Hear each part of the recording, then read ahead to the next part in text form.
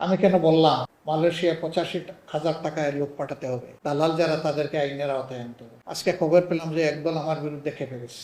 প্রবাসীদের ভোগান্তি নিয়ে আমরা কথা বলেছি, আপনারা দেখেছেন। আজকে খবর পেলাম যে একদল আমার বিরুদ্ধে খেপে গেছে। আমি কেন বললাম মালয়েশিয়া 85,000 টাকায় লোক পাঠাতে হবে, দালাল যারা তাদেরকে আইনের আওতায় আনতে হবে।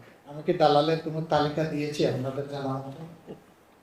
আমি কি কোনো সংস্থার কথা বলেছি আপনাদের জানার মতো? বলি নাই। তাইলে কিছু লোকের গায়ে এত কষ্ট লাগে কেন?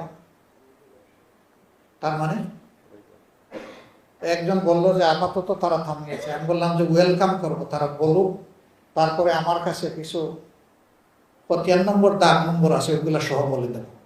জনগণের পক্ষে কথা বলতে গিয়ে সিন্ডিকেটের কোনো হুমকির তো আকার হয়েছে। এটা শুধু মালয়েশিয়া না, সারা বিশ্বে আমাদের এই গরিব লোকগুলোকে নিঃস্ব করে দেওয়া। এরপরে তারা প্রতারিত হয়, সেখানে আবার গিয়ে দেখা যায় যে তার ওই ভ্যালিডিটিটাও নাই, জেলে থাকে।